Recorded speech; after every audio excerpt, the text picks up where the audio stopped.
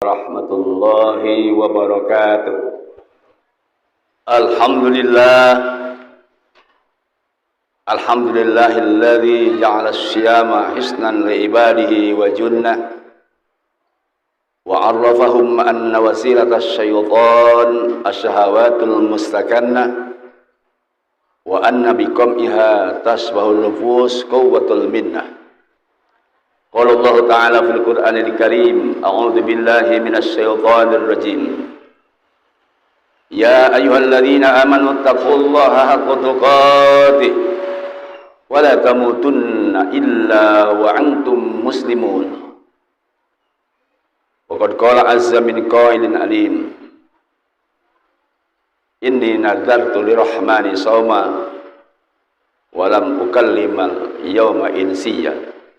Shadaqallahul azim. Hadirin jamaah Jumat rahimakumullah.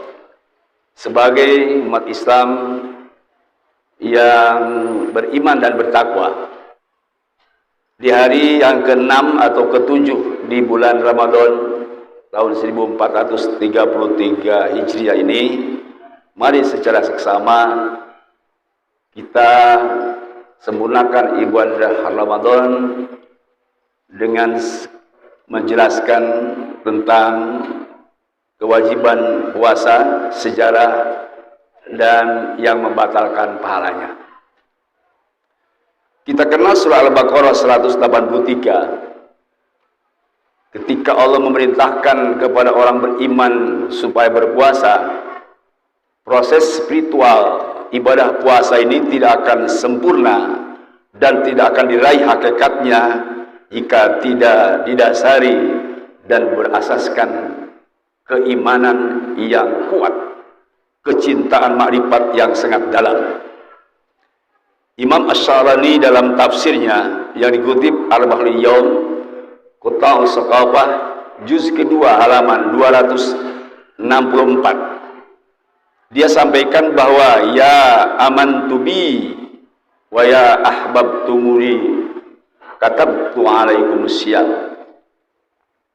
Wahai orang-orang yang beriman dan mencintaiku dengan sepenuh hati, kedalaman marifatnya dan tangguh, maka aku wajibkan puasa kepada kalian.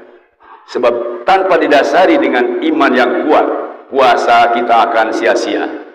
Karena itu mari kita tingkatkan keimanan dan tingkatkan kecintaan dan ketakwaan kita kepada Allah Subhanahu wa Ta'ala, sehingga kita meraih makna puasa yang sesungguhnya. Adapun sejarah yang menjelaskan tentang puasa dijelaskan dalam tafsir Az-Zamakhsyari. Imam Ali mengatakan bahwa awwaluhum Adama, yang pertama melaksanakan puasa adalah Nabi Adam. Li'anna syiyam ibadatun qadimah wa ibadatun asliyah. Ibadah Ramadan ini adalah ibadah sejak dulu, ibadah yang menyelamatkan manusia dari bencana, dan ibadah yang memberikan jaminan harapan masuk surga dengan sebab takwa. Karena itu ibadah puasa adalah ibadah yang asli. Sebelum makhluk di dunia ini disuruh beribadah kepada Allah, maka yang pertama adalah disuruh berpuasa. Hadirin jamaah rahimakumullah. Karena itu di dalam beberapa tafsir, hati melihat di dalam tafsir An-Nasafi bahwa Imam An-Nasafi menjelaskan tantadimuna fi zumrul muttaqin li anna syiyam syi'aruhum. Kita yang berpuasa ini insyaallah akan dikumpulkan dan digabungkan dengan orang-orang yang bertakwa, sebab puasa merupakan syiar daripada orang-orang yang bertakwa. Tidak disebut orang mukmin muttaqin jika tidak melaksanakan bertakwa. Sebab takwa harus dimulai dengan puasa.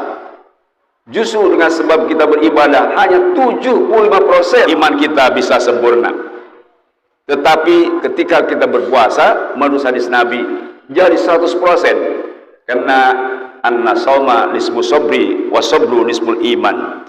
Puasa itu sebagian daripada sobar, dan sobar sebagian daripada iman. Jadi rumus matematiknya, begitu kita puasa, iman kita meningkat menjadi 99,9 dan 9. Sejarah yang dijelaskan dari sejak Nabi Adam alaihissalam, yang secara teks dijelaskan oleh Allah di Al-Quran surat Maryam ayat 24 sampai 27.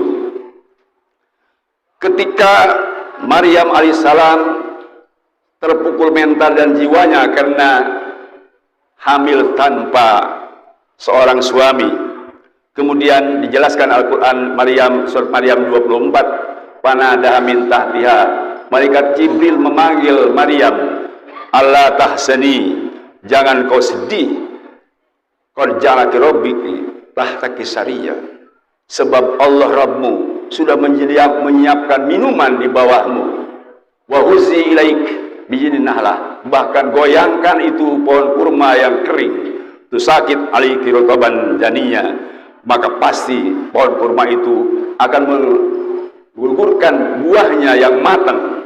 Kuli wasrobi wa qori aina, karena itu kamu makan dari buah kurma, minum dari air yang disediakan, dan bersenang-senang kamu.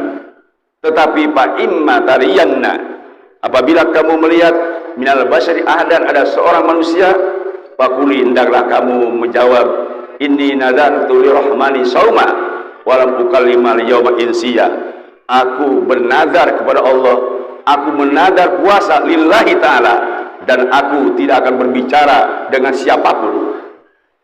Kisah ini sebenarnya menjelaskan, menurut para ahli tafsir, kata-kata soma dengan somita atau somata. Soma yasumu sauman artinya al-imsak, menjaga. Sedangkan somata yasmitu somtan artinya menahan bicara. Jadi puasa sejak zaman dulu adalah menahan bicara, dan itu yang disebut sebenarnya puasa. Meskipun Imam Ibnu Katsir menjelaskan di dalam tafsirnya bahwa al-murad, maksud daripada apa yang dimaksud somtan wa sauman, bahwa idza kanuhum yasumuna bisarimatihim yuhramu alil akla wal kalam. Memang sejak zaman dulu ketika mereka disyariatkan untuk berpuasa, puasa mereka adalah tidak makan dan tidak berbicara. Karena itu para ulama berdasarkan hadis Nabi Syekh Ahmad Syakir Al-Khubuwi menjelaskan bahwa khamsun yutbitus syiyam, ada 5 hal yang membatalkan pahala puasa. Inilah yang oleh Syekh Al-Alamah Kiai Haji Muhammad Nawawi Tara Al-Bantani ketika menjelaskan tafsir daripada kitab Bidayatul Hidayah karangan terakhir dari Imam Ghazali, dia menjelaskan halaman 65 sampai 70 bahwa hifdzul lisan, ihfad lisana, ketika berpuasa jaga lisanmu. Sebab apa? Sebab mungkin puasa kamu ada tetapi pahalanya tidak ada. Apa yang maksud ihfad lisana? Dia menjelaskan ada 8 yang harus ditinggalkan, perkataan yang tidak pantas ketika berpuasa. Pertama, al-kidbu, berbuat dusta, berbuat bohong. Rasul pernah ditanya oleh sahabat, ya Rasulullah, man akdzabun nas, siapa manusia paling bohong? Rasul menjawab, al-qas, raja Huak adalah yang terus-menerus berbuat bohong. Dia memanipulasi data dan tidak ngomong dengan sebenarnya. Itulah yang merusak puasa.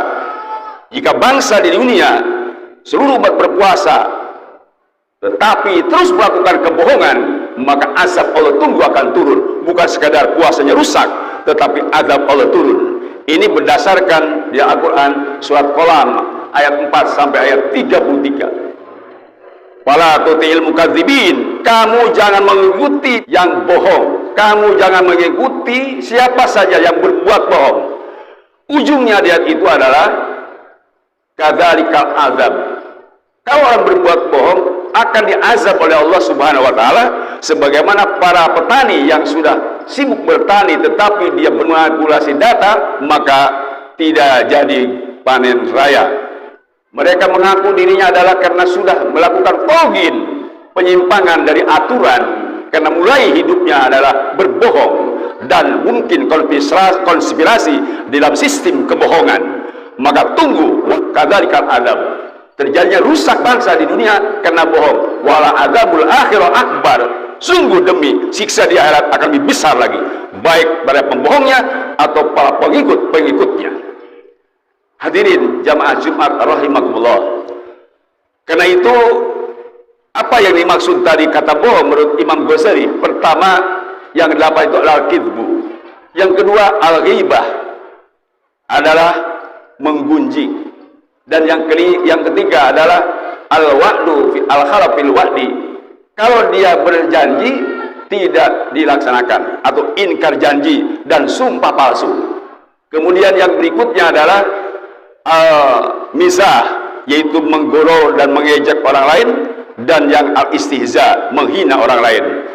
Berikutnya yang merusak puasa dan tatanan bangsa di dunia, yaitu al-mira wal jidal ay al-husumah, selalu berdebat, berargumentasi tanpa alasan dan bermusuhan yang berkepanjangan.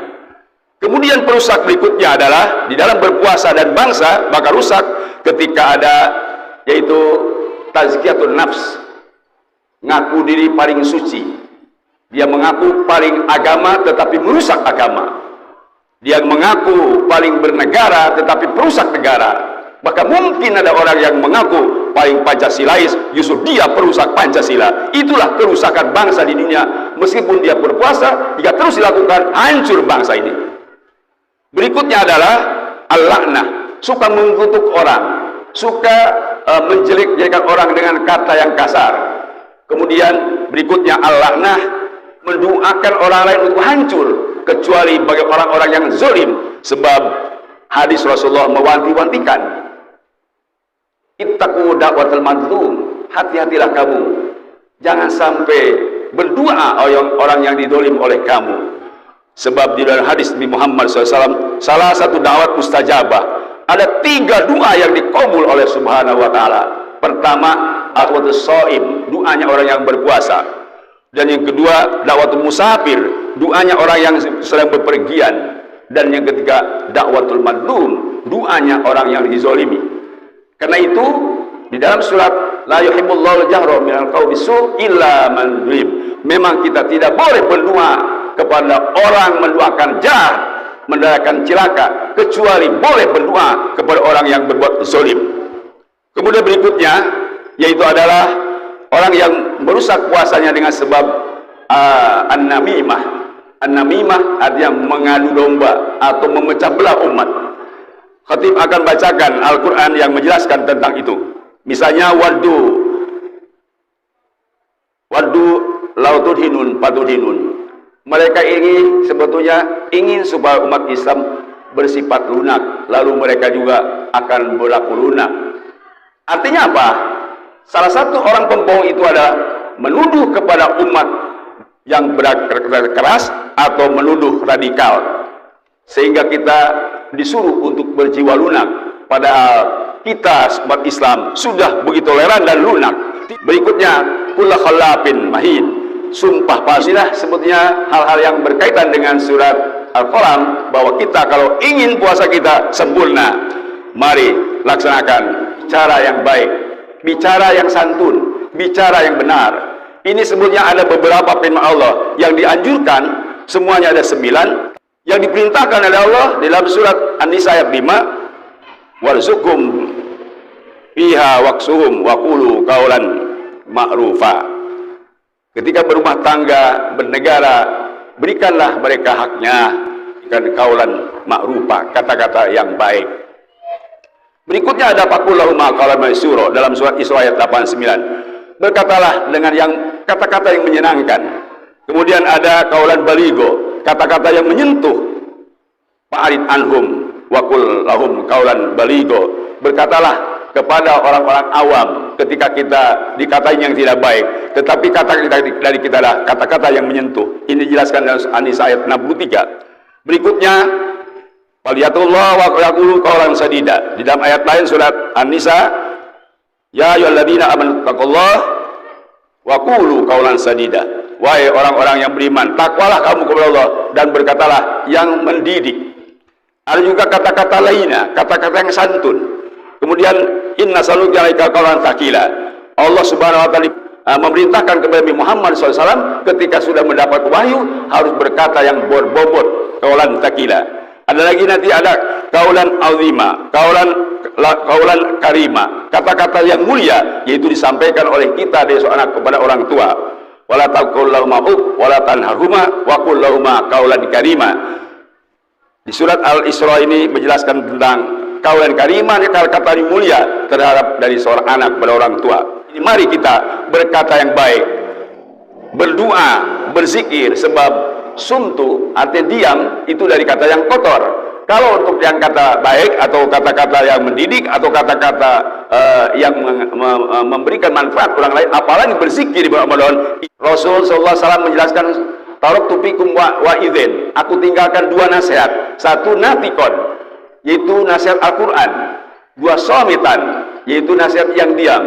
Quran di bulan Ramadan kita baca, dan somitan artinya diam kita dari kata-kata yang tidak berguna. Insya Allah puasa kita diterima oleh Allah Subhanahu Wa Taala dan pahalanya akan berlipat ganda. Mudah-mudahan Allah memberikan taufik dan hidayah kepada kita semua. Amin ya rabbal alamin.